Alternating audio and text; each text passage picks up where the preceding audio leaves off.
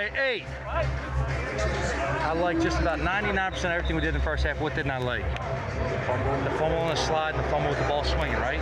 Keep it tight, have that clock in your head. You know when they're collapsing on you, right? Step up. Sack ain't the worst thing in the world. We don't want it, but just watch hold the thing too long because they're swatting you every time, all right?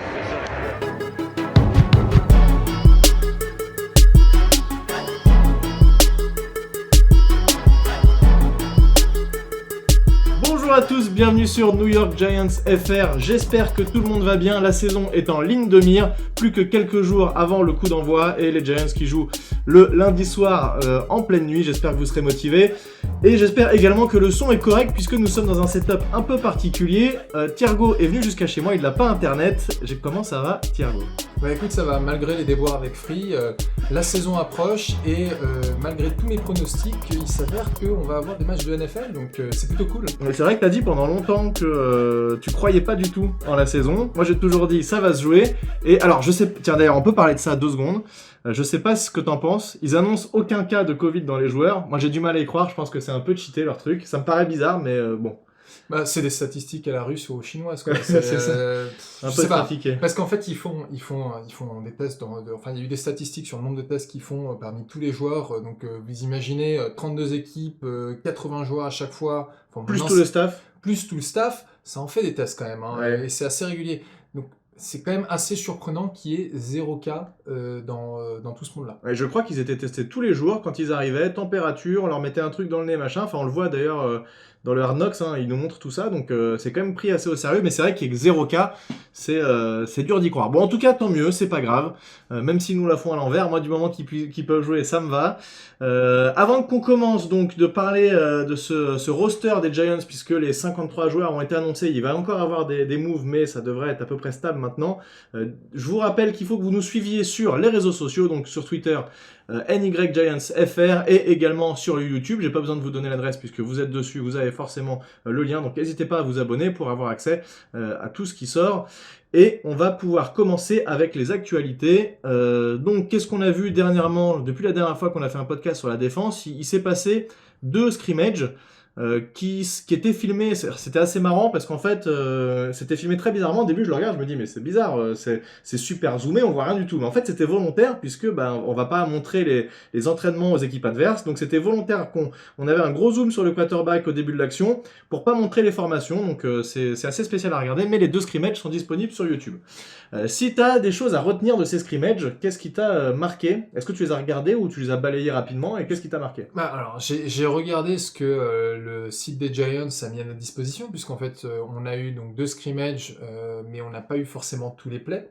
Je pense que justement le coaching staff de Joe Judge se disant bon, cette fois on n'a pas des pré-saisons, des matchs de pré-saison comme d'habitude, ou matchs de pré-saison on voit vraiment toute la formation des équipes comme tu dis. Là ils ont dû, à mon avis, à dessein nous mettre ces angles qui étaient un peu pourris, hein, j'avoue. Parce ouais, que bien sûr, c'est dur à regarder. Donc en fait, on ne se rend pas forcément compte de tout ce qui se passe pendant l'action. Mais si je devais retenir 2 choses principalement, la première, c'est qu'on a quand même un front 7 qui est assez impressionnant. Oui. On a vu des joueurs se démarquer, je pense notamment, on en reparlera, à Lorenzo Carter, Leonard Williams aussi a fait pas mal de choses. Tout à fait. Et puis après, en attaque, on a par contre une ligne offensive qui est encore un peu fouillis, on sent qu'il y a du travail, donc je sais pas trop comment est-ce qu'on va aborder cette saison, sachant qu'en fait ils jouaient entre eux, hein, donc c'était pas contre des équipes qui forcément voulaient vraiment gagner, même si c'était que la pré-saison. Ouais, c'est toujours compliqué de pas jouer contre des équipes adverses en face, et je pense, bon, on en reparlera tout à l'heure, mais je pense qu'effectivement la O-line risque de galérer un peu. Il va falloir qu'ils trouvent des automatismes, c'est beaucoup d'automatismes, hein, une ligne offensive. Andrew Thomas qui n'a pas été au niveau pour l'instant, donc le premier tour de draft de cette année, mais après c'est pas grave, on s'attendait pas à ce que forcément le mec soit ultra opérationnel dès le premier match, mais ça risque d'être compliqué contre une équipe des Steelers qui peut lui faire du mal, donc on verra, et il n'aura pas le temps cette année, il n'aura pas le droit à l'erreur, hein, pas le temps de vraiment s'échauffer, si on rentre dans le vif du sujet tout de suite, donc ça risque d'être un peu compliqué, mais au moins tout le monde est au même niveau, c'est vrai, parce qu'il n'y a pas que les Giants qui ont été dans cette bien compétition. sûr, mais je veux dire pour les rookies c'est plus compliqué, et là on a une des pièces maîtresses de la O-line qui arrive de NCA et qui va devoir se confronter à la virelle tout de suite, donc ça risque d'être un peu compliqué. Un truc que moi j'ai bien aimé, est-ce que tu as vu Saquon Barkley en Wildcat? Oui. Oui, et il y a eu un petit commentaire, je pense que c'était Derek Carson, de Sean O'Hara qui disait ah bah voilà un snap qui a été fait pour une personne qui fait 6'5", Ouais. donc un quarterback, et puis bah Barkley forcément est beaucoup plus petit, donc il a dû sauter pour attraper le ballon. Ça a pas donné grand chose. Exactement. Alors peut-être on va expliquer ce que c'est la wildcat parce que c'est pas forcément évident pour tout le monde. C'est quand le running back se positionne à la place du quarterback à l'arrière, donc le centre fait un snap de 3-4 yards. Et donc ce qu'expliquait Thiago, c'est qu'en fait le centre est habitué à envoyer le ballon pour Daniel Jones, sauf que Saquon Barkley est un peu plus petit, donc Saquon Barkley a dû sauter pour rattraper la balle. Et donc ça, c'est des jeux qui sont on va pas jouer que comme ça, c'est sûr, mais un petit wildcat de temps en temps où c'est Saquon Barkley qui se met derrière le centre, ça peut un peu perturber la défense. Moi, ça me ferait marrer en tout cas. C'est des trucs un peu fun qu'on n'a pas l'habitude de voir chez les Giants. Ouais, faut voir. Alors, j'ai pas l'impression que Jason Garrett ait fait beaucoup de trick play quand il était en tout cas coordinateur offensif chez les Cowboys. Mais bon, ces trick play là, c'est des trucs qu'on fait généralement pendant la pré-saison quand ça compte pas. On a vu Riley Dixon, le punter, a fait une passe sur un punt et il a même couru avec le ballon sur un field goal. Fake punt pass et fake field goal. Voilà, ouais, c'est vrai. d'affilée d'ailleurs, hein. Enfin sur le même drive. Ouais, mais je pense que c'était pour tester les jeux. Et d'ailleurs, il lance super bien, t'as vu il était QB apparemment plus jeune et du coup, il lance très bien le ballon, donc ça peut donner des idées ça. Ah, c'est peut-être pour ça qu'on a que 2 QB. Hein. Ils sont Exactement. pas besoin, on a Riley Dixon. Le troisième, c'est lui. Ouais. Exactement. Bon, voilà, donc pas grand chose à dire de spécifique sur ces scrimmages. Moi j'ai bien aimé aussi le mic-top ou mic-top, je sais pas comment. Ouais. Donc en fait, on entendait le coach Joe Judge, le micro était sur lui et on l'a entendu parler les manières dont il échange avec ses joueurs, etc. Et c'était plutôt intéressant. Il a l'air chaud. Hein. Je pense que lui, il est prêt en tout cas. Bah, il y a beaucoup de journalistes qui sont dédiés aux Giants qui ont dit qu'en fait c'était assez impressionnant pendant tout le training camp. Joe Judge est en train de se balader partout sur le terrain et il n'y a absolument rien qui lui échappe. À un moment, il parlait de je sais plus quel joueur, d'ailleurs Corey Coleman, je pense, dont on parlera un peu plus tard, sur le fait que Corey Coleman avait cette mauvaise habitude de tenir le ballon du bras gauche en allant vers la droite. Oui. Et en fait, le journaliste dit on voit Joe Judge qui est juste en train de passer, qui regarde Coleman, qui lui dit mauvais bras Corey. Donc c'est un gars qui a le sens du détail. Comme beaucoup de coachs, c'est ce qui nous manquait sur les dernières années. On n'avait pas du tout ce genre de choses avec les derniers coachs qu'on avait. Est-ce que tu sais pourquoi il lui demande de mettre le ballon de tel ou tel côté quand on court de tel ou tel côté ? Logiquement, si tu cours du côté droit, ça veut dire que tu vas avoir plus de gars qui vont arriver de ton côté gauche. Donc si tu as le ballon côté gauche, tu es plus susceptible au fumble. Enfin, c'est comme ça que je vois. Ouais, c'est ça. Et en fait, quand on court à droite et que la ligne de touche est à droite, si on a le ballon du côté droit, alors déjà, il y a plus de fumble si on a le ballon à gauche, mais si jamais il y a fumble, le ballon va plus facilement sortir en touche, donc on récupère la balle, puisque si on l'a du côté gauche, le ballon va cogner contre nous et il va pas sortir en touche. Donc le but c'est de mettre le ballon le plus proche de la ligne pour que si jamais il y a un fumble, voilà. Donc qui remarque ça, c'est vrai que c'est des choses qui sont... il regarde tout ce qui se passe, il n'y a rien qui est laissé au hasard, il a vraiment le sens du détail et c'est vraiment ce qui revient sur Joe Judge. En plus que ce soit vraiment, ça a l'air d'être vraiment un leader, il est respecté de son équipe. Et tu as vu la petite vidéo où à la fin de l'entraînement, ils font un drill sur les fumbles. Le but c'est de recouvrir le fumble et de sauter sur le ballon. Et il y a de l'eau partout, ils font exprès de rendre le truc difficile. Et ils sont là, Judge, et ils demandent, ou Joe, je sais pas ce qu'ils disent, mais en gros ils le font, ils lui demandent de faire l'exercice. Et ils se jettent dans la boue pour attraper le ballon et tout. Tu l'as pas vu ce truc-là ? Alors non, j'ai pas vu la vidéo. C'est assez marrant. J'ai vu passer une photo sur le compte Instagram des Giants. D'accord. Et ouais, j'ai trouvé ça marrant qu'ils se prêtent un peu au jeu, quoi. Ouais. Donc enfin, mine de rien, ça fait partie du lien que un head coach doit créer avec son équipe. On peut penser notamment à Tom Coughlin. Tom Coughlin, quand il est arrivé les premières années, il était détesté des joueurs parce qu'il est arrivé avec une discipline militaire. Ah, c'était terrible. Et il a failli pousser Michael Strahan à la retraite. Il a poussé Tiki Barber à la retraite, qui a dû en avoir marre. Et l'année où les Giants remportent le Super Bowl en 2007, c'est typiquement l'année où Tom Coughlin a dit bon allez, il faut que je me calme un peu, je suis pas Bill Parcells, et il a commencé justement à un peu plus cultiver son lien avec l'équipe. Donc moi je trouve ça très bien en effet que Judge soit capable de cultiver ça et de faire en sorte que de pas être seulement quelqu'un qui gueule sur ses joueurs, mais quelqu'un qui est prêt à enseigner, à jouer avec eux si nécessaire. Ouais. Et il y a eu une scène notamment lors, je crois, du premier scrimmage où on voit Judge qui est aux côtés de Daniel Jones et qui lui file un peu quelques tips sur comment gérer la poche. On parlera de Daniel Jones plus tard, mais il a une de ses grandes faiblesses, c'est être capable de gérer la pression. Et Judge lui dit, écoute, tu sais tu sais quand la pression arrive, t'as un peu un chronomètre dans la tête, donc n'oublie pas ça et monte dans la poche. Ouais. Donc c'est bien, La communication, en tout cas, c'est un de ses points forts, je pense. Bah, en fait, je pense que c'est ce qui va faire la grosse différence par rapport à McAdoo et Shermer, qui étaient des coordinateurs dans un rôle de head coach. Ouais. Ils étaient là pour gérer l'attaque en même temps qu'ils géraient l'équipe. Ouais. Donc en fait, ils géraient l'attaque, mais ils ne géraient pas l'équipe. Ouais. Judge, lui, il est arrivé avec ce background de coordinateur des special teams, et un head coach qui passe son temps sur les special teams, ça le fait pas. Donc forcément, non, c'est sûr. et c'est ce qu'il disait lors de sa conférence de presse, c'est que lui, il doit jouer, il est habitué à travailler avec des joueurs de tous les fronts, attaque, défense, special teams. Donc en tant que head coach, il doit continuer à faire ça. Ouais, ben, je pense que c'est ce qu'il fera et il va pas être un coordinateur, il va vraiment être un head coach et pour l'instant en tout cas c'est vrai que tout ce qui revient de tous les insiders et tous ceux qui peuvent le côtoyer au quotidien donc qui ont pu assister aux entraînements, c'est que pour l'instant il est largement à la hauteur et on le redit à chaque podcast mais c'est vrai. Donc si on passe au roster maintenant, donc les 53 ont été annoncés, il y a eu du mouvement, il y a des mecs qui ont été cutés, il y en a qui sont dans le practice squad, etc. Donc passons en revue. D'abord l'attaque, on s'arrête quand il y a des choses intéressantes à dire. Si c'est ce qu'on avait prévu et qu'il n'y a aucune surprise, on va pas en parler des heures. Donc on va commencer par les quarterbacks, Daniel Jones, Colt McCoy. Rien à dire là-dessus. La seule chose c'était que la question qu'on se posait, est-ce qu'il y aura 2 ou 3 quarterbacks ? On a la réponse, ce sera 2 alors que ça faisait très longtemps qu'on en avait 3 et que Alex Taney arrivait toujours à s'incruster dans ce roster, mais cette année ils en ont gardé que 2 avec en plus Cooper Rush qui est dans le practice squad, donc un quarterback remplaçant, et Alex Taney, on lui a dit au revoir, il est plus du tout dans le coup. Ouais, je pense que justement les nouvelles règles sur le practice squad liées notamment au Covid, donc on le rappelle, avant le practice squad c'était 12 joueurs, maintenant on est passé à 16. Oui.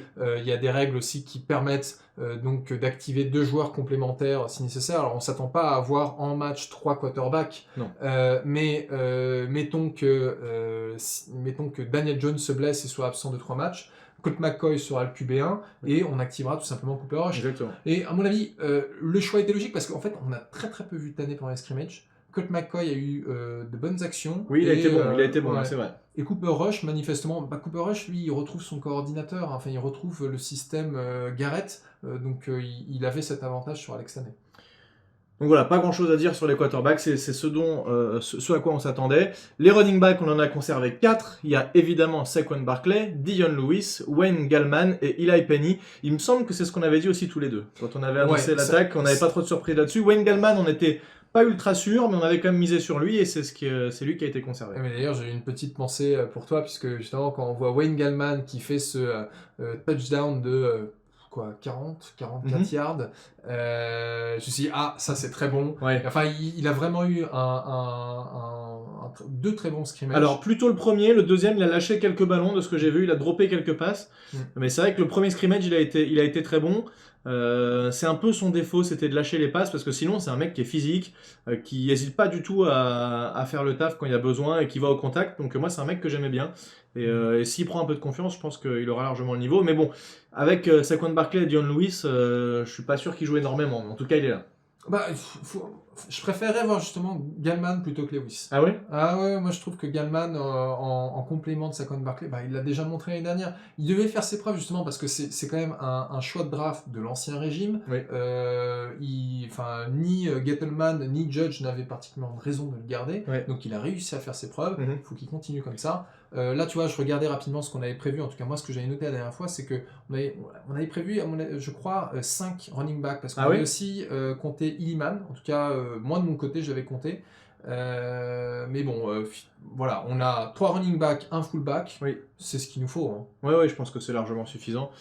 Et il me semble pas qu'on en est dans le practice squad, mais si, on a Sandro Plutz-Gummer, mais il compte pas dans le practice squad. Non, il compte pas dans le practice squad du programme international. Oui, c'est ça, le mec international. Et de toute façon, il pourra pas être activé cette année, il peut plus jouer. Mais ce qui me surprend par contre, c'est qu'on n'ait pas gardé Javon Leake. Javon Leake qui était capable de jouer comme returner et qui a eu apparemment il a eu du feedback positif pendant le training camp. Et d'ailleurs, on ne sait pas qui va jouer returner puisqu'on en parlera sur les wide receivers. Parlons-en tout de suite, les wide receivers. Donc wide receiver, on en a conservé 5, ce qui est très peu. Donc Sterling Shepard, Golden Tate, Darius Slayton, CJ Board, je crois même pas qu'on avait parlé de lui quand on a fait notre preview, Non. et Damian Ratley, on n'en a pas parlé, mais c'est normal puisque on vient de le récupérer des waivers. Donc, alors ça fait 5 receveurs. On attendait également Corey Coleman qui dans la première vague avait été sélectionné dans 53. Finalement, il est coupé pour faire de la place pour Damian Ratley qu'on a récupéré des Browns. Et ce que je trouve bizarre, c'est que pour l'instant, il fait pas partie du practice squad. Donc on a mis des joueurs en practice squad, on garde Corey Coleman dans 53, on l'enlève pour faire la place. Pour moi, la logique, c'est pas qu'il disparaisse, c'est qu'il aille dans le practice squad à la place d'un autre mec. Alors que il a fait des très bonnes choses pendant les scrimmages, le training camp. Et surtout, c'est un returner qui avait montré des très très belles choses. J'ai un peu de mal à comprendre cette décision, mais tout n'est pas fini et c'est pas encore définitif. Peut-être que les choses sont en train de bouger et qu'il va quand même faire partie du practice squad. Ça peut encore bouger et à ma connaissance, il n'a pas signé ailleurs. Donc, non. Qui sait, hein, voilà, avec les différentes transactions, on pourrait peut-être le faire revenir. En tout cas, moi j'aimerais bien, puisque comme tu dis, il a fait de bonnes choses et surtout il a cette capacité de jouer returner. Je préférerais voir un Corey Coleman returner plutôt qu'un Jabril Peppers qui, je sais pas si tu te rappelles, a retourné quelques punts. Qui est bon, mais qui s'était blessé sur ça. Hein. Oui, c'est sur un return de punt qui s'est blessé. Alors même s'il est bon, je préfère qu'il soit prêt pour jouer en défense que faire des returns. Tout à fait. Voilà. Alors du coup, Shepard, Tate, Slayton, ça on l'avait annoncé. Le reste, on avait tout faux, puisque CJ Board qui passe devant des receveurs comme... alors il y avait qui? Il y avait Derek Dillon qui était pas mal, Austin Mack et Benjamin Victor qui étaient rookie aussi, qu'on annonçait peut-être partant dans le 53, et qui finalement, eux, se retrouvent dans le practice squad. Donc on a 5 receveurs en practice squad. En plus de ceux que j'ai cités, il y a également Johnny Holton, je ne sais pas qui c'est, Alex Bachman, ça, il me semble que je l'ai dit. Alex Bachman, il était dans le roster quand on avait fait notre preview. Ouais, et il y avait Seals aussi, on avait annoncé Seals, qui lui par contre est blessé malheureusement, et qui sinon a priori était plutôt pressenti pour faire partie du 53. Malheureusement il se blesse, c'est dommage, parce que c'était un receveur qui était grand, je crois qu'il était à 6 foot 3 ou 5. En tout cas, un peu ce qui est critiqué sur ces receveurs, c'est qu'il n'y a pas de grand receveur. Le plus grand, c'est Darius Slayton. Il est à 6 foot 1. Donc, c'est pas énorme. Bah, on pourrait se demander si, justement, c'est pas un tight end, et je pense notamment à Evan Engram, parce qu'il nous fait une très belle transition, qui pourrait rentrer dans ce rôle de grand receveur qui va dominer sur les... En end zone, souvent, c'est important d'avoir un mec grand qui peut passer par-dessus tout le monde. Ouais, donc bon, à la limite, là, en effet, on a des petits receveurs, mais on a des receveurs qui sont quand même des très bons coureurs. Ouais, je pense. Ouais. Slayton et Shepard, ils peuvent faire très très mal. Golden Tate qui court très bien aussi et qui fait beaucoup de miss tackle aussi. Ça, c'est une de ses spécificités. Ouais, voilà. Golden Tate, c'est pour tout ce qu'on appelle le YAC, le Yard After Catch. Ouais. Donc, ça va être les petites réceptions et puis éviter les défenseurs. Donc, bon, bah, à voir. J'espère que ça suffira. Alors, juste, ce qui a de spécificité cette année, c'est que on peut récupérer, tu le disais en début d'émission, 2 joueurs en plus, donc on a les 53 joueurs, mais on peut en activer 2 à chaque match. Et donc 5 receveurs, en practice squad, c'est beaucoup, 5 joueurs sur 16 potentiellement, ça fait beaucoup de receveurs, et donc c'est très possible qu'on aille piocher de temps en temps sur l'un ou l'autre en fonction des blessures, puisque il me semble que l'année dernière, ni Shepard, ni Golden Tate, Darius Slayton, je sais pas, mais je crois qu'il a loupé quelques matchs, n'a joué tous les matchs. Donc puis surtout Shepard, beaucoup de commotion. Donc il faut être prêt, il faut avoir des remplaçants. Damian Ratley, on l'a évoqué rapidement, donc c'est un mec qui a été mis de côté par les Browns, qui a été récupéré dans les waivers par les Giants, donc il a joué 2 saisons pour les Browns, et en 2019, il devait être 4e ou 5e receveur, il fait que 12 réceptions, je crois sur une vingtaine de passes lancées, mais en 12 réceptions, il met 200 yards et un TD, donc c'est beaucoup, hein, c'est 12 réceptions, 200 yards, c'est pas mal, moi s'il me fait ça, pour un receveur 4 ou 5... 200-300 yards, franchement, c'est très très honnête. Hein. Ouais, ça peut être un playmaker, tu sais, du backbench, c'est-à-dire que le gars qui, une fois de temps en temps en match, tu t'attends pas forcément à une production régulière, c'est pas lui qui va mener ton escouade de receveurs, mais c'est potentiellement le gars qui, s'il se fait oublier, peut faire très mal. Ouais, parce qu'il est mis de côté par la défense adverse, peut sur un match sortir une grosse stat. Puis tu sais, en fait... je veux dire, sur un match, faire 70-80 yards, il suffit d'une réception. Hein. Une réception, tu peux faire 80 yards, hein, donc ça pourrait être possible. Bon, en tout cas, voilà, donc des receveurs qui semblent quand même solides. C'est vrai qu'il nous manque toujours ce receveur numéro 1 incontestable, qui A priori, ce serait plutôt Shepard, mais je sais même pas s'il y en a en fait finalement. Peut-être qu'il y en a pas. Il y a que des receveurs numéro 2. On a 3 receveurs numéro 2. Moi, ça me va. Hein. Au moins, on multiplie les menaces sur la défense. En tout cas, c'est une manière de faire et c'est ce que les Giants ont prévu. Ouais, et puis il faut se dire, avant de passer au tight end, que entre Plaxico Burress et Odell Beckham Jr., les Giants ont quand même fait de nombreuses saisons avec ce qui était que des receveurs numéro 2, Oui. a priori, s'en portait pas plus mal. Là, aujourd'hui, en fait, ce qu'il faut pas oublier, c'est que notre première arme offensive, c'est Saquon Barkley. Oui, tout à Donc, fait, exactement. Donc à partir du moment où les défenses, où on arrive à établir un jeu de course et que les défenses se concentrent vraiment sur Saquon Barkley, ça peut ouvrir plus d'opportunités sur les extérieurs pour nos receveurs qui vont se retrouver en 1 contre 1. C'est vrai que le schéma offensif, de par nos joueurs et de par le coordinateur offensif, ça devrait être plus lourd avec plus de tight ends sur le terrain et de receveurs qui sont moins éloignés, plutôt rapprochés et qui bloquent surtout, parce que Sterling Shepard est notamment un très bon bloqueur. Mais tu as raison, l'arme numéro 1, ça va être évidemment Saquon Barkley. Et c'est souvent ce qu'on dit en football américain, la course ouvre la passe, puisque la défense, si on a un bon jeu de course, ça ouvre la passe facilement derrière. La défense est obligée de se concentrer à l'intérieur, dans la boîte, sur les linebackers, enfin sur la O-line, les linebackers sont obligés de rentrer vraiment et de pas trop regarder ce qui se passe aux extérieurs. Et souvent, ça ouvre des possibilités sur la passe. En tout cas, un quarterback n'est jamais aussi à l'aise que quand il a un très bon jeu de course. S'il est obligé de lancer 50 passes par match, généralement, ça se passe pas très bien. Donc les tight ends, on a Evan Engram, Caden Smith, Levin Toilolo, et le dernier, on n'était pas sûr, mais pour l'instant, c'est Eric Tomlinson qui l'emporte. Je suis pas sûr qu'on avait misé sur ça, mais on n'avait pas trop d'idées. Non, alors moi j'avais plutôt misé sur, tu vois, Garrett Dickerson qui avait déjà fait 2 saisons chez les Giants, elle est sa 3e, donc ça me semblait plutôt logique que ce soit lui. Mais très franchement, je suis plutôt surpris qu'on ait 4 tight ends. Je m'attendais plutôt à 5. Non, à 3. Ah, 3, ok. En fait, tu vois, je pense que je m'attendais à un peu plus de receveurs et un peu moins de tight end. Ouais, d'accord. Bon, après, si on fait le lien avec ce qu'on vient de dire, que moi je pense que c'est logique. Ouais. Voilà, si on a une attaque qui est plus basée sur la course, bah forcément, tu vas avoir besoin de tight end et de tight end qui savent bloquer. Levin Toilolo, Eric Tomlinson, ce ne sont pas des receveurs, ce sont plutôt des bloqueurs. Caden Smith, je le vois comme un second couteau qui est capable de faire un peu des deux. Et tandis que Evan Engram, c'est notre tight end 1, mais qui est avant tout un receveur. Qui est plus un receveur intérieur que vraiment un tight end, même s'il se positionne souvent en tight end. Il s'est amélioré quand même sur le bloc, mais c'est vrai que c'est pas son point fort. Et puis il a le physique, il est plus fin que... Mais il a l'air d'avoir pris un peu de masse. En fait, moi, en tout cas, des 2 scrimmages que j'ai vus, je me suis dit, tiens... C'est qui ce monstre? Ah, mais c'est lui. Ouais, il avait l'air un peu plus costaud que les années précédentes, où il faisait plus gros receveur que véritable tight end. D'accord. Bon, en tout cas, voilà. Mais Evan Engram a montré des très très belles choses aussi tout au long de ses entraînements, j'allais dire pré-saison, mais pas vraiment. Et sur les scrimmages et beaucoup, mais ça c'est tous les ans en fait, on attend beaucoup de lui et tous les ans il se blesse et tous les ans il n'a pas la production qu'on attend de lui.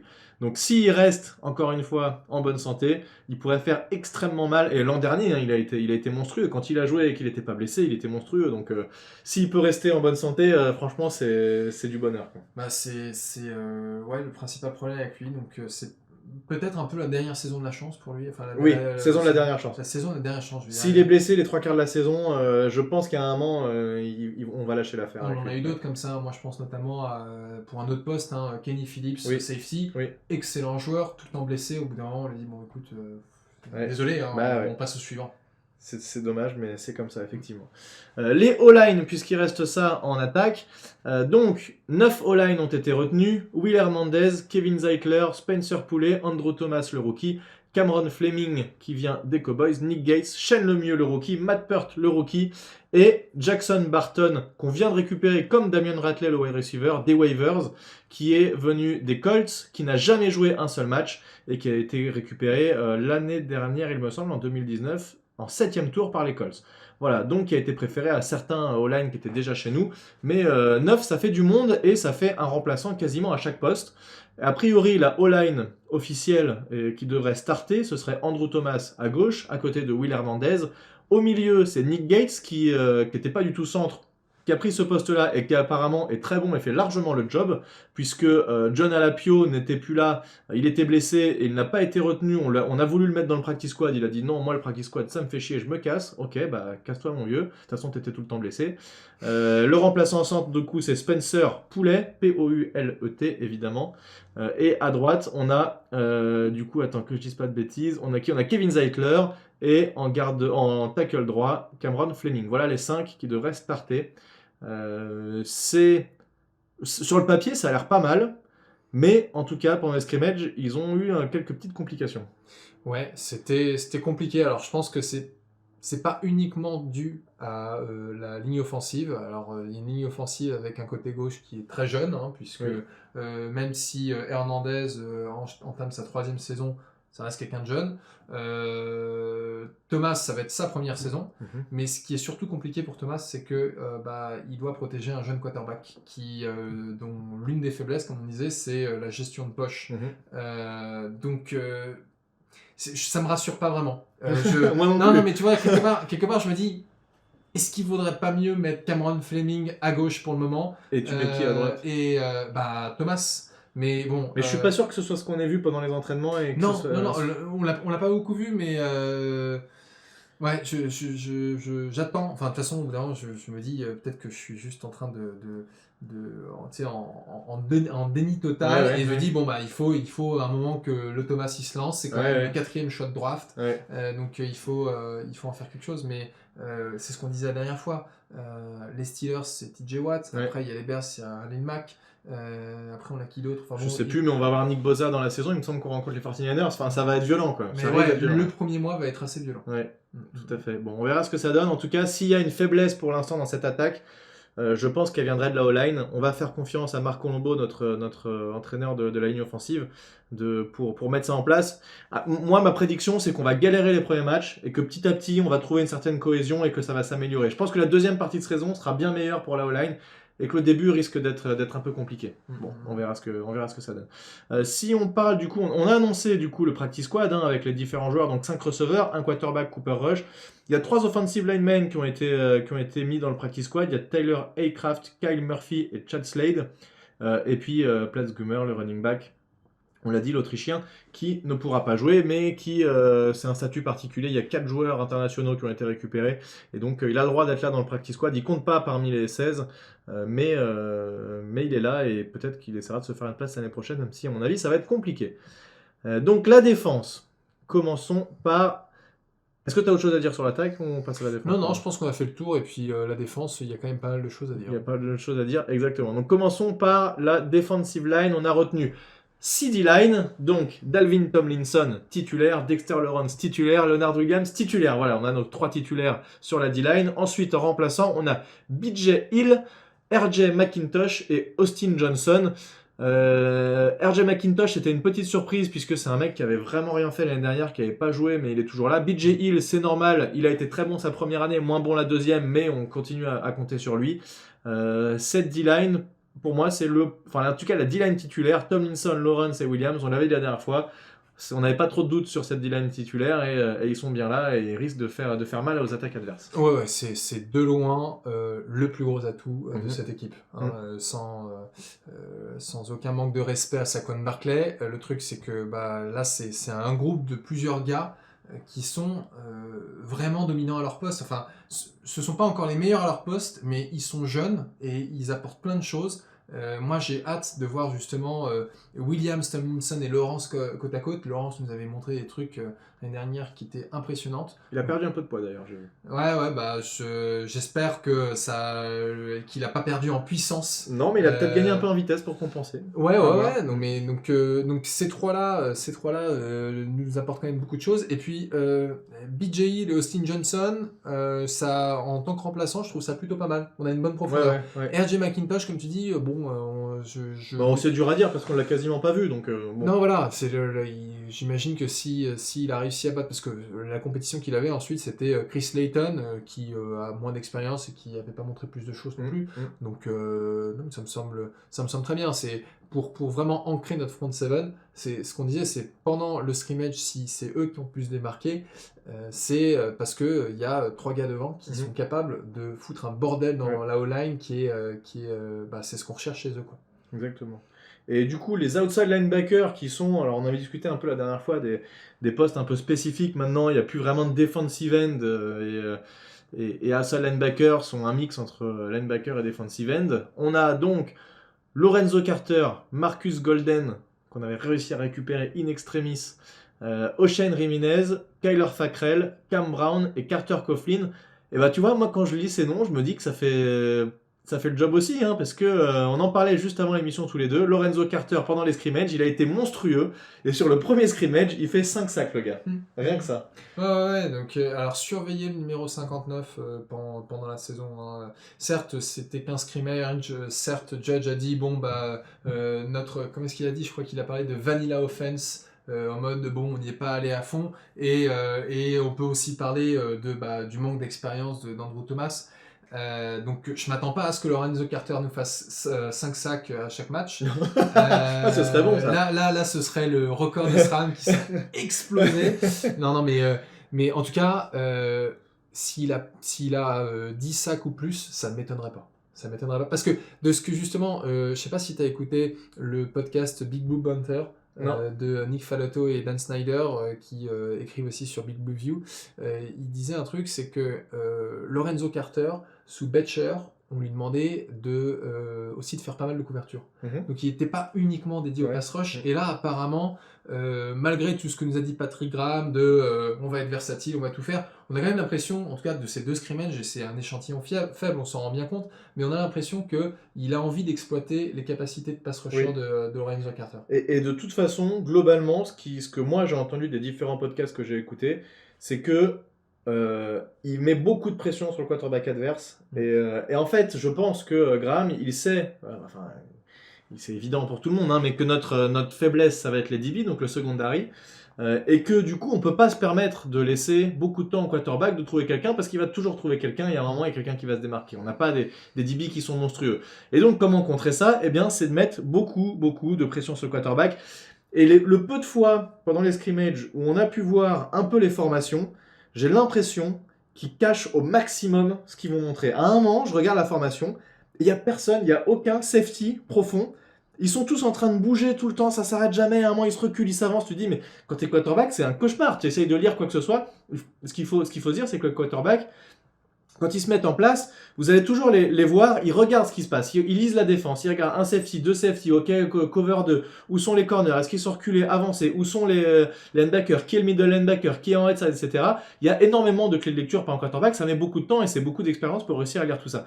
Et donc, ce qu'une défense peut faire, c'est de tout mélanger, de mettre des joueurs qui s'approchent, qui font semblant de blitzer, qui reculent, qui finalement blitzent vraiment, etc. Et ça, a priori, c'est ce que va nous proposer la défense des Giants. Et moi, j'adore ça. Une défense qui bouge dans tous les sens, qui blitz pas, qui fait des trucs différents à chaque fois, je trouve ça vachement cool.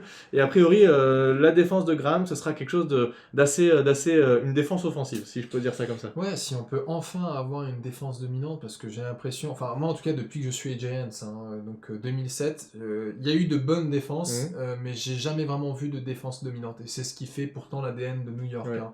Donc, alors, à l'exception de 2016, où c'était la défense qui nous a gagné les matchs, où on gagnait des matchs 9-10 et on finissait par gagner grâce à la défense. Mais c'est vrai que globalement, tu as raison, c'était plutôt faible depuis pas mal d'années. Non, mais donc clairement, avec cette escouade d'outside linebacker, et puis en fait, je pense que le duo Marcus Golden, c'est une chance pas possible qu'on ait pu, que quelqu'un ait pu se rappeler du rulebook en disant ah tiens, on peut faire cette offre toute pourrie, où en fait on le paye une misère, tout est relatif, mais on le paye vraiment à pas cher. Là, je prends son salaire tous les jours. Hein. et avec Lorenzo Carter, donc ça nous fait quand même, c'est certes pas des top rushers, c'est pas un Rally Mack, c'est pas un TJ Watt dont on parlait tout à l'heure, mais avec la D-line qu'on a, ils peuvent faire très très mal ces gars-là. Et surtout, tu te dis, allez, les titulaires en outside, ce serait Lorenzo Carter, Marcus Golden. Les remplaçants, c'est Ramirez, Kyler Fackrell. franchement, ça a de la gueule quand même. Ouais. Plus après, t'as deux rookies, Cam Brown et Carter Coughlin, je trouve que c'est plutôt solide, franchement. Fackrell, j'ai pas beaucoup entendu parler de lui pendant le training camp de manière générale. Tu vois, en lisant des articles, j'ai pas... on parlait de beaucoup de joueurs. Ouais. Fackrell, j'ai pas souvent entendu C'est son vrai, nom. plutôt discret, mais apparemment il a fait un sac, je crois, pendant le scrimmage. Bon, ça fait Bon, absolument on verra rien bien. dire, hein, mais en tout cas, il avait été il y a 2 ans, hein, quand il était coaché par Graham, il avait été plutôt bon. Il avait fait une dizaine de sacs, il me semble. Donc bon, on verra bien ce que ça va donner. Mais en tout cas, il peut avoir une bonne rotation là-dedans, et c'est important d'avoir de la profondeur de banc, et c'est ce qui se passe avec ces six outside linebackers. En inside, alors c'est là où il y a une énorme surprise, puisque en inside, on a Blake Martinez, donc évident, on l'avait annoncé, ce sera le middle linebacker, même si il a été blessé, on savait pas trop ce qu'il avait, Joe Judge voulait pas nous dire, à chaque fois que les journalistes lui demandaient pourquoi Martinez joue pas, il disait faut que je vois avec mon staff, j'ai pas trop d'infos. Il y a eu un truc avec lui, je sais pas ce que c'est. J'ai entendu dire que c'était une histoire de GPS. Tu sais, parce qu'ils avaient tous ce truc Ouais. GPS sur eux Ouais. et que ils avaient, enfin, en gros, que par rapport aux statistiques qu'on leur donnait, Ouais. on leur disait bon bah ce joueur-là, faudrait le reposer. D'accord, oui c'est vrai que c'est ça, les GPS leur permettent de savoir quand un joueur est en sur-régime. Donc c'était ça, il était en sur-régime, on leur disait qu'il fallait qu'il se repose. C'est l'explication que j'ai trouvée, mais Bon. sans qu'on dise s'il y avait un problème en particulier. Mais après, il me semble que lors du deuxième scrimmage, il a joué. Il a loupé le premier, mais je crois qu'il était là. D'accord, ok. Bon, en tout cas, ce sera normalement lui la tour de contrôle de cette défense. Ensuite, on a Devante Downs et TJ Brunson et Tay Crowder, les deux rookies. Devante Downs, il vient d'où ce mec? Je n'ai même pas checké. Devante Downs, il était dans notre roster quand on a fait la preview, mais on ne connaissait rien de lui. D'accord. Mais a priori, il a été. Les inside linebackers là qu'on a annoncés, notamment Tay Crowder et Devante Downs, a priori ultra impressionnant, sorti nulle part, et les mecs ont été vachement bons, notamment Tay Crowder. A priori, c'est un mec pris au 7ème tour qui fait largement le boulot, quoi. Donc, not so irrelevant. not so irrelevant, exactement. Voilà. Ouais. Donc oui, puisque pour ceux qui n'auraient pas compris, Tay Crowder était Mr. Irrelevant, c'est-à-dire le dernier joueur à être drafté cette année. Bon bah ouais, j'ai pas trop remarqué personnellement, mais ou alors j'ai pas dû faire attention. Bon, enfin, moi de toute façon, des gars comme ça, tu sais, on parlait de Carter Coughlin, Cam Brown, Tay Crowder, TJ Brunson. Pour moi, c'est plutôt des gars, ils ont intérêt à avoir un impact en special teams. Et je pense que s'ils sont dans le roster aujourd'hui, c'est parce que Judge et compagnie se sont dit bon, certes, ils peuvent nous aider en défense, mais ils vont pouvoir contribuer en special teams. Ouais. Bah, j'espère aussi, évidemment. Et en tout cas, c'est un peu point d'interrogation sur ces inside linebackers.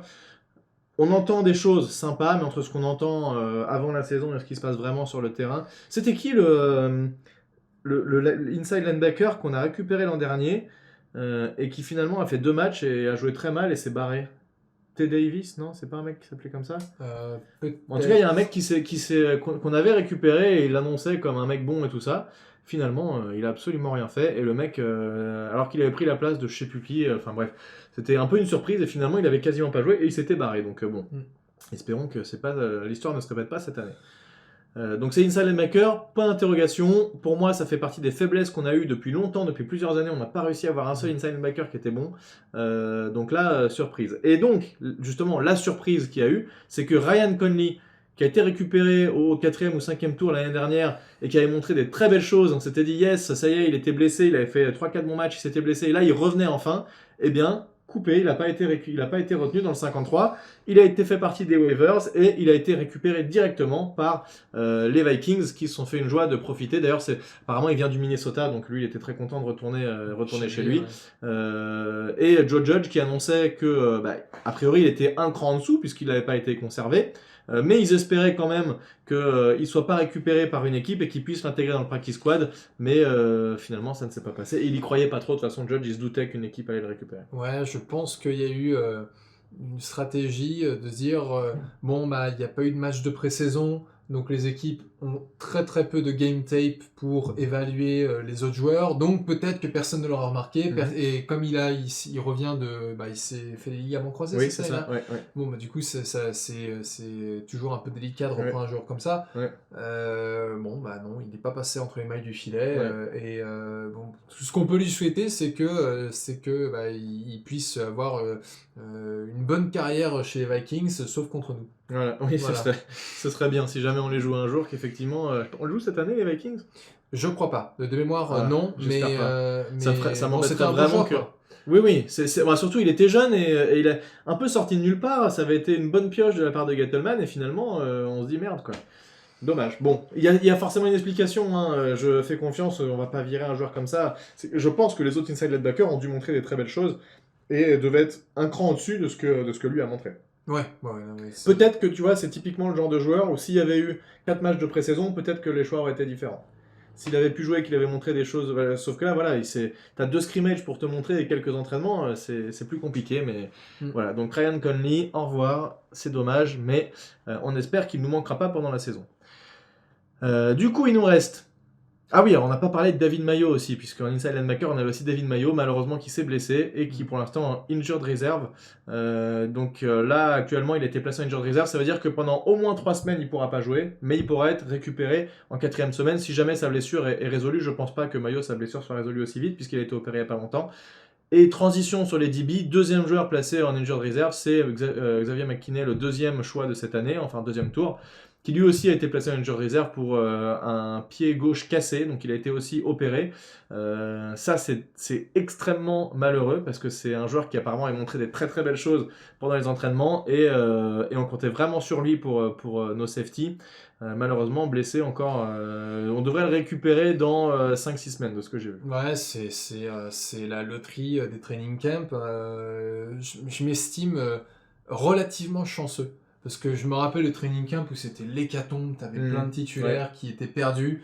Bon, bah, c'est vrai McKinney, on attendait beaucoup de lui, surtout qu'on se disait, bah, ça va être le meilleur rookie de cette classe pour les Giants. Bon, bah, enfin, un mec qui va pouvoir venir stabiliser un peu notre défense sur les DB, et finalement, pas trop. Donc, alors, nos DB, on en a quand même 10, donc c'est pas rien.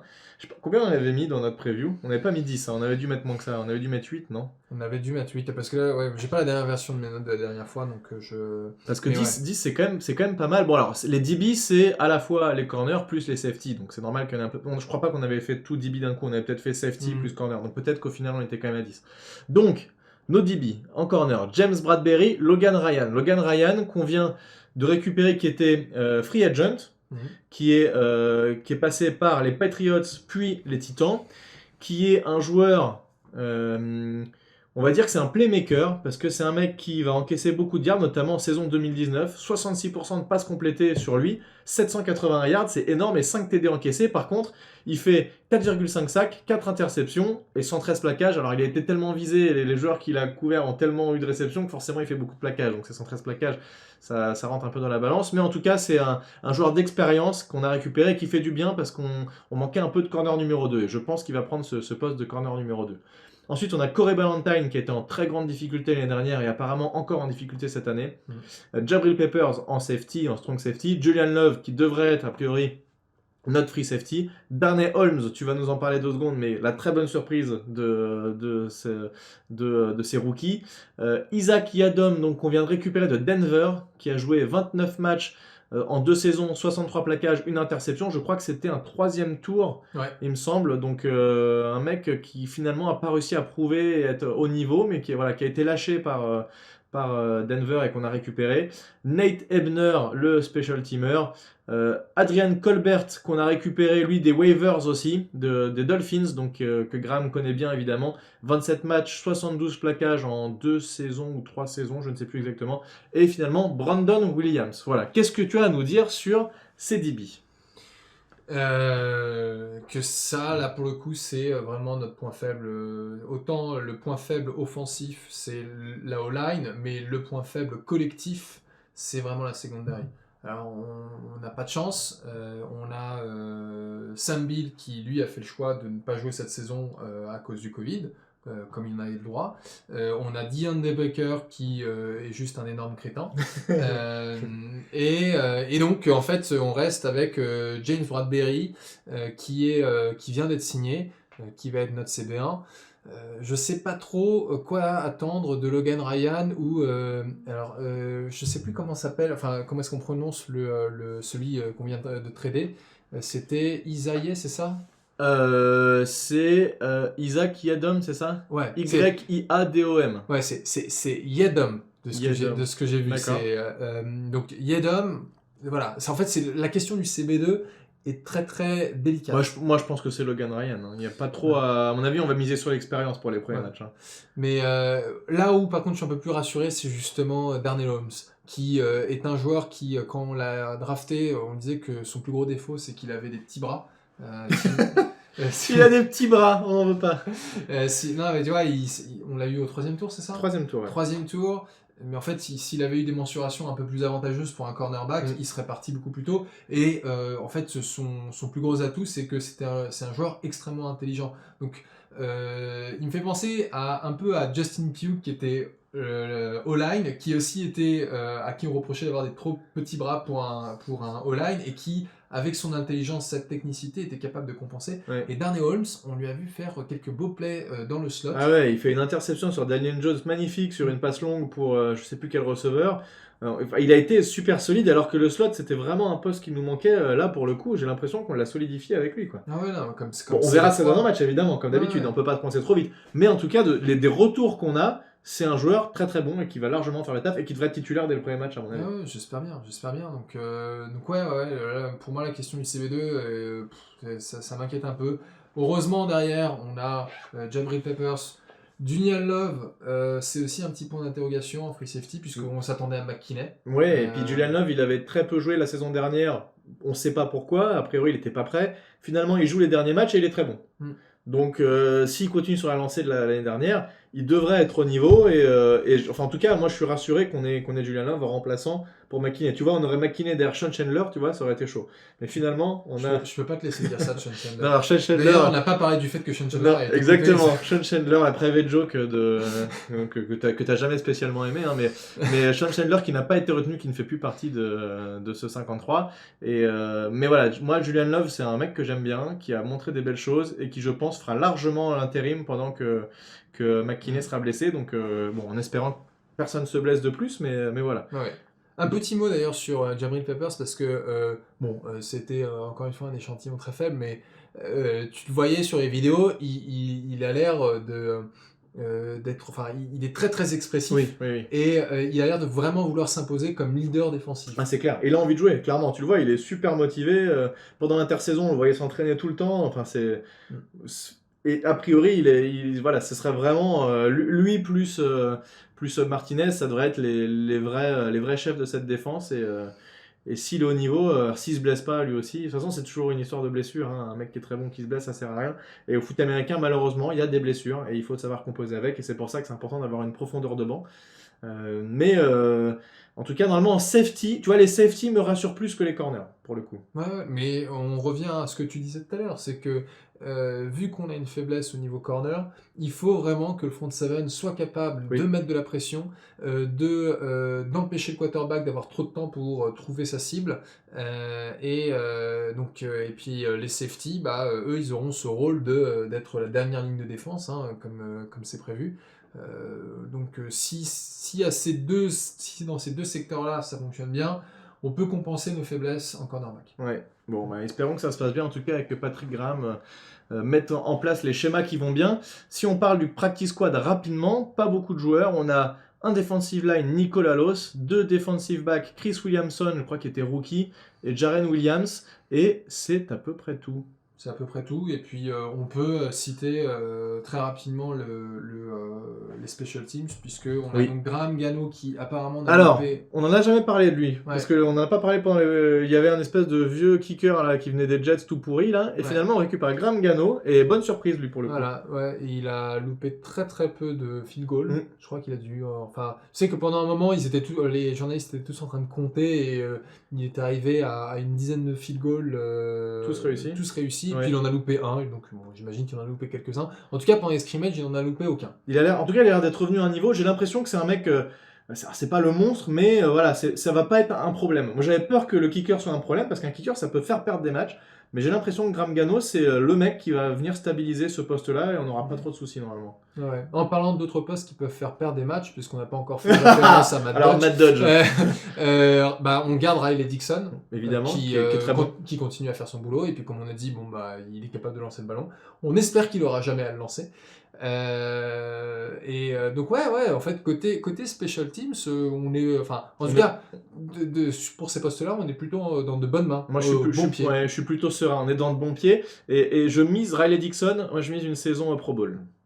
Bah, J'annonce aujourd'hui, saison Pro Bowl pour Riley Dixon. Après, le problème, c'est que moi, je dis toujours que si tu remarques trop le punter, c'est que le reste de l'équipe fait de la merde. C'est vrai. Bon, alors espérons qu'il fasse peu de punts, mais qu'il soit suffisamment bon pour qu'il Pour soit aller au Pro sélectionné Bowl. au Ouais, Pro Bowl. pourquoi pas. Ça, ce serait pas mal. Ouais. Bon. Donc, mais par contre, comme on disait, on ne sait pas qui va être retourneur. Donc ça... Returner, aucune idée. J'espère vraiment que ce sera pas Peppers. Et je sais plus qui on a. J'avais vu une liste des quelques mecs qui s'étaient entraînés au return. Alors il y a Golden Tate, mais c'est pareil en fait. Moi ça m'emmerde de mettre un mec titulaire en returner parce que tu peux te blesser facilement. Et je préfère quand c'est un mec qui est pas titulaire. Notamment Corey Ballentine avait fait quelques returns, mais je crois que c'était pas spécialement fameux l'an dernier. Ouais. Non, mais c'est pour ça en fait que ça m'étonne que tu vois Corey Coleman n'ait pas trouvé sa place. Alors que attention, Javonic non plus n'ait pas Ouais, trouvé. mais il reste encore quelques jours hein, pour Corey Coleman, espérons. Et notamment, on est actuellement à 14 joueurs sur le practice squad sur 7. Il reste 2 places. Qu'est-ce qu'ils vont en faire? J'espère vraiment qu'ils vont mettre Corey Coleman et qu'ils vont l'activer pendant les matchs. Ça ferait plaisir à tout le monde et ce serait rassurant pour tout ce qui est return. Voilà, ça se trouve d'ailleurs, pendant qu'on est en train d'enregistrer le podcast, ils l'ont re-signé et qu'il est dans le practice squad, j'en sais rien, il faudrait voir. Les choses bougent tellement vite ces derniers jours que voilà. Alors, on va finir rapidement avec, puisqu'on on est à 50 minutes de podcast. Pour une fois, on est en avance. Ouais, pour une fois, on est en avance. On finit rapidement avec un petit prono sur le match de lundi. Donc le match qui a lieu dans la nuit de lundi, on sera le 14 de la nuit de lundi à mardi. Je pense, il sera quelle heure chez nous? 1h du mat? 2h? 1h? Je crois que c'est généralement 2h du mat. Oh putain, ça va être dur ça. Bon, en tout cas, moi je vais le mater, ça c'est sûr. Je vais me réveiller, je vais aller me coucher, je vais faire ma petite technique habituelle. Je me couche à 19h pour espérer dormir jusqu'au match. Généralement, je dors pas pendant 3 heures, ça marche pas du tout, mais voilà, au moins je suis C'est pour couché. ça que j'ai abandonné, c'est que moi j'arrive pas à me coucher. Ouais, moi j'y arrive, mais généralement je m'endors pas. Donc on va quand même la tenter. Et ce qui est dur, c'est de se relever à 1h du mat, ça c'est compliqué. Bon, en tout cas, voilà, le match en Monday Night Football entre lundi et mardi. Et c'est contre les Steelers, c'est à domicile. Quel est ton pronostic? Allez, on annonce un score et on voit ce que ça donne. Déjà, est-ce qu'on gagne ou est-ce qu'on perd? Je dirais qu'on perd. Moi aussi, malheureusement, je vais dire qu'on perd. Voilà, mais c'est parce qu'en fait, le truc c'est que ça va être très bête, mais ça va jouer au poste de quarterback. Tu es Ben Roethlisberger contre Daniel Jones. Donc même si je suis très très enthousiaste à l'idée de voir notre défense sur le terrain, je pense que jouer contre Ben Roethlisberger, qui est quelqu'un qui se laisse pas, qui est certes certes vieux, mais le gars c'est une armoire à glace hein, au sens. C'est donc ça va être et puis tout simplement il s'est passé, tandis qu'on a. Mais c'est un bon QB, je veux dire, il a plus rien à prouver Roethlisberger. On sait que c'est un très bon QB, voilà. Alors je sais pas trop l'équipe qu'il a autour de lui, honnêtement. Moi non plus, mais je pense pas que ce soit dégueulasse non plus. Mais en tout cas, on connaît la nôtre et on se doute que avec l'équipe extrêmement jeune qui n'a pas pu faire de match de pré-saison, je pense que ça risque d'être compliqué. Moi, ce que j'aimerais bien voir, alors je pense qu'on va perdre. Je vais dire un score, allez, je vais dire, je sais pas, 24. Un truc, tu vois, que j'aimerais bien, 24-17. Mais T'es généreux avec nous. Bah, non, 17 points, ça me paraît. Peut-être, tu crois quoi, qu'on en prend plus, c'est ça? Non, tu sais, genre 24-31, pourquoi pas, mais enfin, je veux dire, pour les Steelers, mais pour nous, je nous vois difficilement passer. J'ai dit 24-17. Non, je sais bien. Ah oui. Non, t'as dit 24-17, mais ce que je veux dire, c'est que côté Steelers qui marque 24 à 31, ah oui, d'accord, points, ok. pourquoi pas. Ouais. Oui, parce que 24-31, ça n'avait pas de sens. Ouais. Mais côté Giants, j'ai du mal à nous voir passer plus de 10 points. Ah ouais? Vraiment? Tu penses qu'on met pas 10 points contre les Steelers? Ils ont... Ouais, je sais pas. Alors, tu sais, il y a tout un tas... Alors, je connais mal les Steelers, j'ai généralement l'impression qu'ils ont tout le temps une bonne défense. Oui, moi aussi, j'ai toujours cette impression. Après, honnêtement, c'est impossible de faire une prédiction maintenant. On n'a rien vu. Je crois que s'il y a une année où c'est impossible de faire une prédiction, c'est maintenant au premier match de la saison. C'est juste, on navigue dans le flou. Mais on aurait tendance à dire, malgré tout, de ce qu'on a vu, des potentielles faiblesses, du fait qu'on a beaucoup de rookies, etc., qu'effectivement ça risque d'être dur. Moi c'est ça qui me fait pencher, c'est pas le fait que j'ai vu les Steelers et je me dis c'est des monstres, c'est plus ça, je me dis nous on risque d'être un peu faible et on n'a pas eu le temps assez de mettre en place notre jeu. Mais Si on fait un match... C'est Joe Judge contre Mike Tomlin. Tomlin qui Ouais. a, je sais pas, 15 ans, il a pratiquement plus de 12 ans comme head coach, Oui, oui, il a oui. gagné un Super Bowl. Joe Judge, c'est son premier match comme head coach. C'est ça, mais déjà tu vois une défense qui ferait quelques belles actions, on voit des choses prometteuses, où on fait pas un match complètement ridicule, typiquement les premiers matchs de l'an dernier, où on voit un corner qui se fait bouffer tout le match, et à aucun moment on le fait sortir, tu vois. Moi je veux pas voir un truc comme ça, je veux voir du coaching logique, avec une équipe à peu près stable, même si on va se faire déborder à des moments, c'est sûr, il y aura des erreurs, c'est sûr, aucun doute là-dessus. Voilà, il suffit qu'on fasse un match à peu près correct, et un coaching staff qui arrive à tenir la baraque, et qui nous fait pas tourner en ridicule.